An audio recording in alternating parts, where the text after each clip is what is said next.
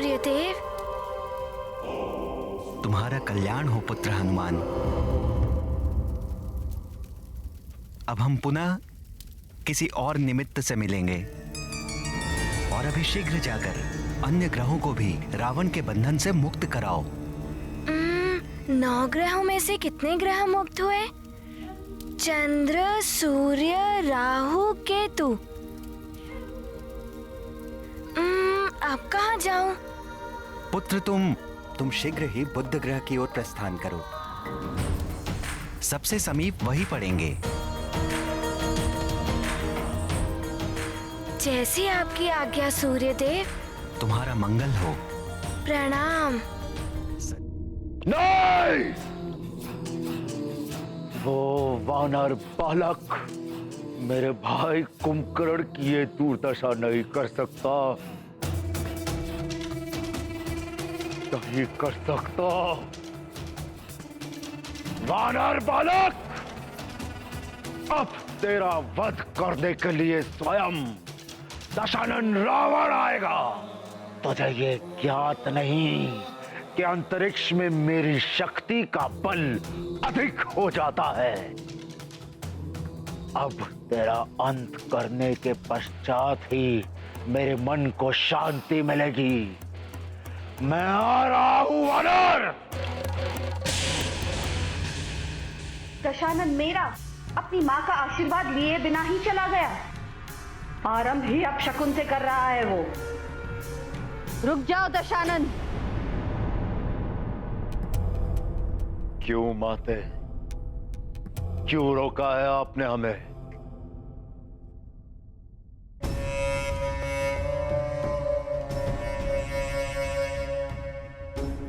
इसलिए दशानन, क्योंकि यह समय युद्ध के लिए उपयुक्त नहीं है।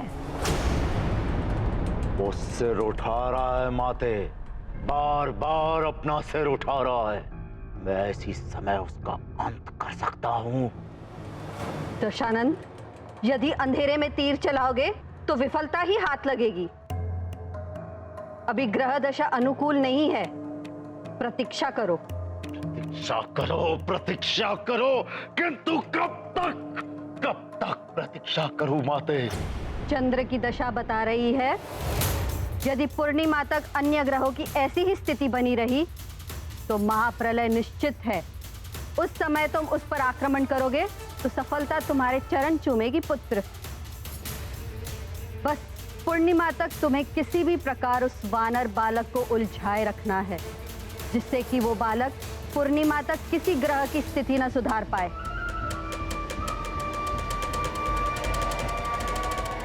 मेरे मायावी दूतों, प्रकट हो।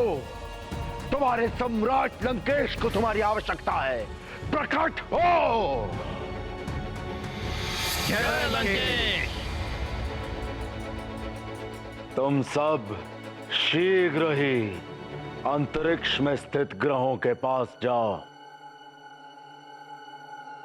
महानियुक्त हमारे रक्षवीरों को संदेश दो कि वो वानर बालक जहां भी पहुंचे वो उसे वहीं उलझा कर रखे।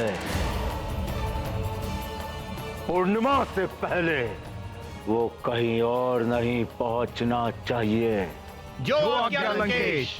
जाओ। जय लंकेश।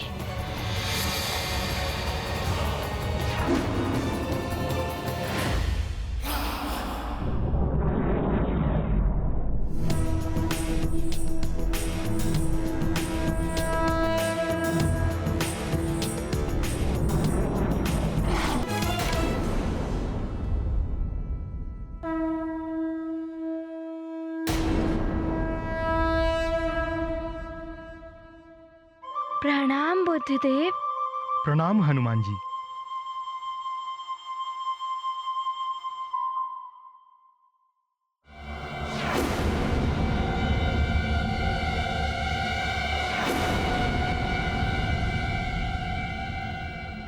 बुद्धदेव, आसपास इतना विचित्र सा क्यों लग रहा है? हनुमान, क्या आपको स्मरण है जब एक बार आप सूर्यदेव को निगलने जा रहे थे तभी आप मुझसे टकरा गए थे और मैं अपने स्थान से पूरी तरह से हिल गया था।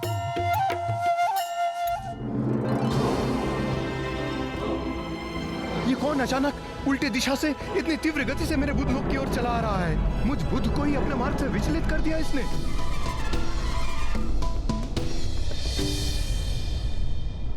वो तो भूल से हो गया था। मैं क्षमा प्रार्थी हूँ, मुझे क्षमा कर दीजिए। तो तुम आ गए हनुमान। मुझे तुमसे ऐसी ही आशा थी। मैं जानता था कि तुम्हारा मुझसे सामना अवश्य होगा। अच्छा है ना, आपकी आशा पूर्ण हो गई। तुम्हें ब्रह्मांड में विचरण करने में रुचि है ना?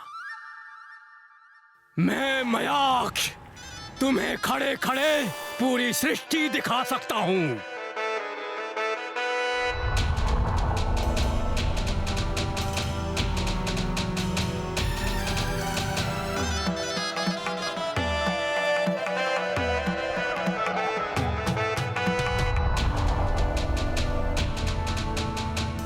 ये आपके नेत्रों को क्या हुआ? आपके नेत्र हैं भी या नहीं? मैंने इन्हीं नेत्रों में सारा संसार बसा रखा है हनुमान। मैं तुम्हें यहीं से शिव जी के धाम कैलाश के दर्शन करा सकता हूँ। ब्रह्मा जी के धाम ब्रह्मलोक के दर्शन करवाता हूँ। हनुमान, ये मयाक्ष बड़ा ही मायावी है। इसकी नेत्रों में मत देखना। दिखाई दिया तुम्हें?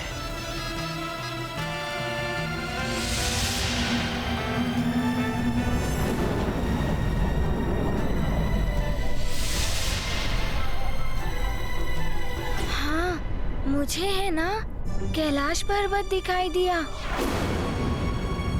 और ब्रह्मा जी के दर्शन भी हो गए। हनुमान, ये क्या कर रहे हो? उसकी नेत्रों में मत झांको। वो आपको सम्मोहित करने के लिए ऐसा कह रहा है। तुझसे तो मैं बाद में निपटूंगा बुद्धदेव।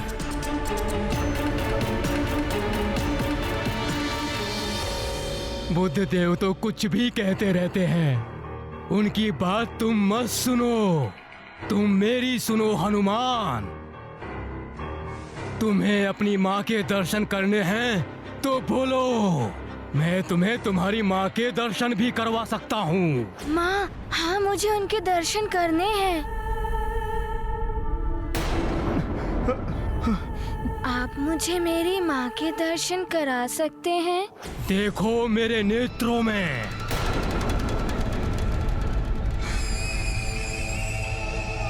ऐसा मत कीजिए हनुमान। बुद्ध की मत सुनो हनुमान। मेरे नेत्रों में देखो, गहराई तक झांको। मेरे नेत्रों में तुम्हें तुम्हारी माँ दिखाई देगी। हनुमान, मत झांकिए उसकी नेत्रों में। हनुमान, अब मैं जो कह रहा हूँ वही सुनाई देगा तुम्हारे कानों को। सुनो, मात्र सुनो मुझे। तुम्हें स्वर्ग दिखाई दे रहा है? देखो, ऐरावत है वहाँ। अब तुम्हें माँ भी दिखाई देंगी। देखो, तुम्हारी माँ है वहीं कहीं। ढूंढो उन्हें, ढूंढो हनुमान, ढूंढो।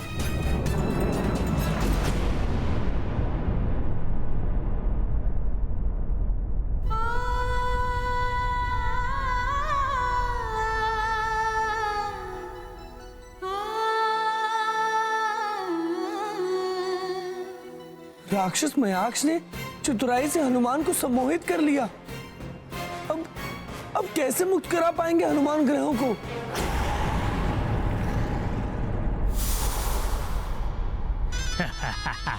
माता के प्रेम ने फंसा ही लिया बालक को।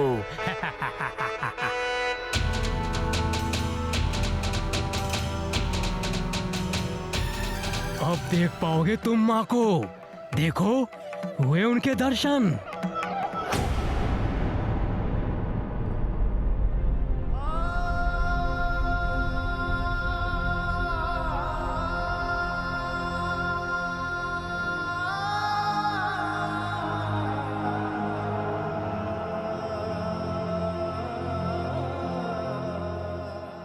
ये तो अनर्थ हो गया। इस राक्षस ने हनुमान को अपने उद्देश्य से भटका ही दिया।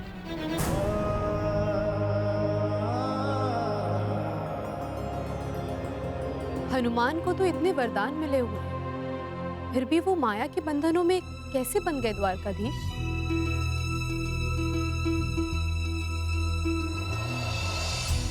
मातृ प्रेम, अपनी माता के लिए प्रेम की वो पवित्र भावना जिसे किसी भी माया या मोह की सीमाओं में नहीं बांधा जा सकता। इसीलिए हनुमान भी इस मातृ प्रेम के सम्मोहन में बंध गए। किंतु ये भी शाश्वत सत्य है, किसी के प्रति अत्यधिक प्रेम उसकी दुर्बलता बन जाती है और इस दुर्बलता का लाभ उठाकर शत्रु उसे अपने माया जाल में फंसा लेता है।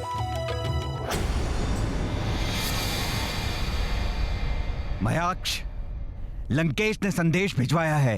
ये वानर बालक पूर्णिमा तक यहां से कहीं और ना जा पाए, जिससे कि महाप्रलय टालने का कोई अवसर ही ना बच पाए। किंतु एक बात ध्यान रहे, ये उनका संदेश ही नहीं, चेतावनी भी है तुम्हारे लिए। चिंता मत करो तुम, अब तो यहां से ये हिल भी नहीं सकता। इस पूर्णिमा तो क्या, अगली पूर्णिमा तक भी ये यहीं खड़ा रहेगा।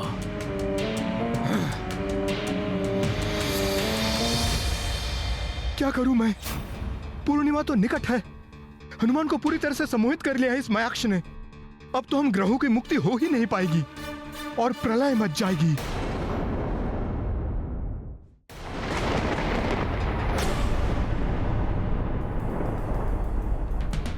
पहले यही प्रलय की आंधियां बड़ी अच्छी लगती थी, किंतु अब ये तनिक भी नहीं सुहाती। हनुमान, तुम शीघ्र इन्हें ठीक करके लौट आओ। अंजना,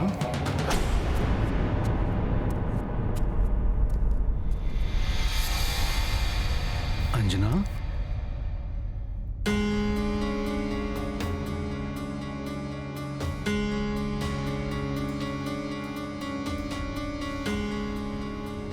अंजना, क्या बात है अंजना? व्याकुल दिखाई दे रही हो।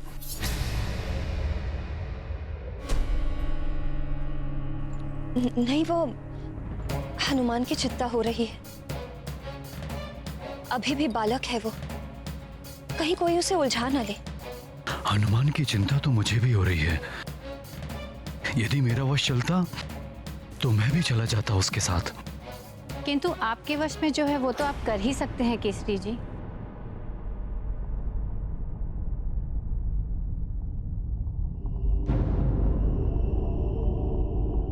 मैं अवश्य करूंगा माँ। आप बताइए मैं क्या कर सकता हूँ यहाँ से? पुत्र केसरी, अंजना, हनुमान और नवग्रहों को हमारी प्रार्थना की शक्ति तो हम दे ही सकते हैं। क्यों ना तुम और केसरी जी मिलकर उन्हें प्रबल करने के लिए यज्ञ करो। आपने उत्तम उपाय सुझाया है। मैं कैसे यज्ञ में बैठ सकती हूँ केसरी जी के साथ? यह अधिकार तो पत्नी का होता है। तुम्हें क्या हुआ पुत्री? तुम अभी भी खिन्न दिखाई दे रही हो। अब नहीं, वो मैं यज्ञ में कैसे बैठ?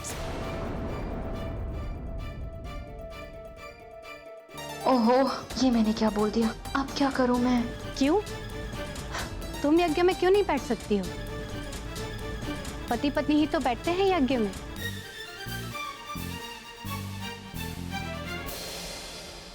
अंजना, कोई दुविधा है तो बताओ।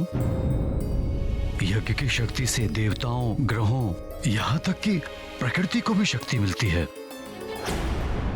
आप सत्य कह रहे हैं, किंतु सुमेरु पर बार बार राक्षसों के आक्रमण हो रहे हैं। यदि हम दोनों यज्ञ में बैठ गए तो सुमेरु की रक्षा कौन कर पाएगा? हाँ, ऐसी आपदा में हम उन्हें असुरक्षित कैसे छोड़ सकते हैं? मेरे हनुमान की सुरक्षा और ग्रहों की शांति के लिए यज्ञ भी तो आवश्यक है। न जाने कैसी कैसी विपदाओं का सामना कर रहा होगा हमारा हनुमान।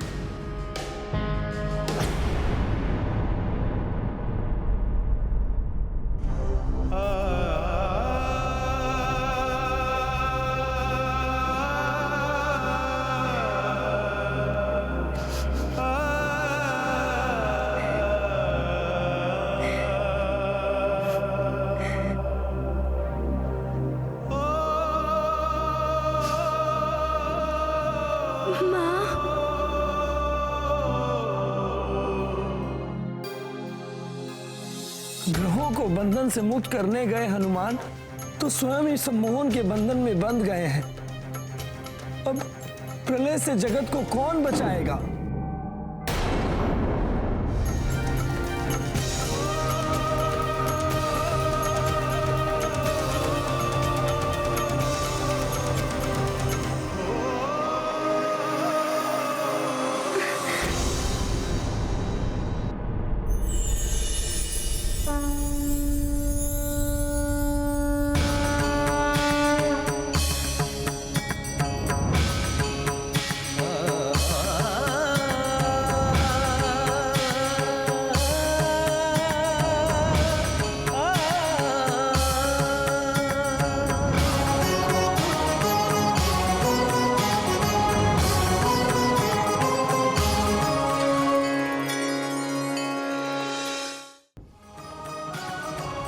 प्रणाम स्कंद माता। मैं स्कंद माता तुम्हें विमोहन शक्ति का वरदान देती हूँ। अब से तुम्हें कोई भी सम्मोहन शक्ति में नहीं डाल पाएगा।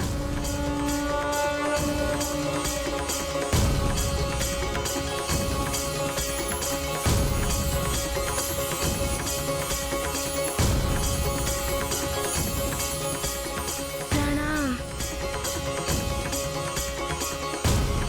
आपको कोटि कोटि धन्यवाद माता। प्रणाम।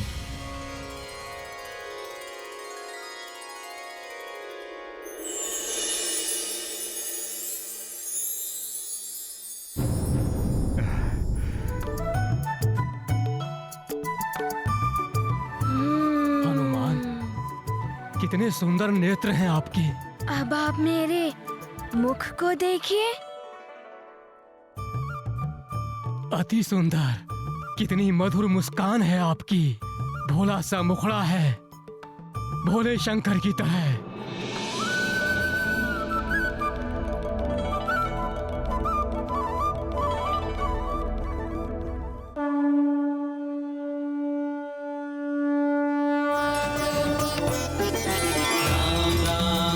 श्री